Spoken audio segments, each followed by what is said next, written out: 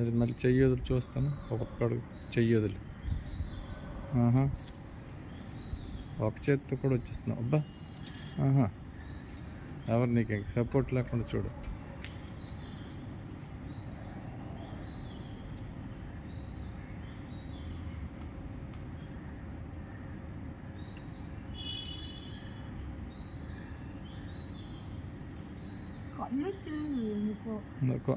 నడకంతవరకు అలవాట్లేదు కదా ఇప్పుడు, కనుక అలా కొద్దిగా ఏదో అయిపోతుంది.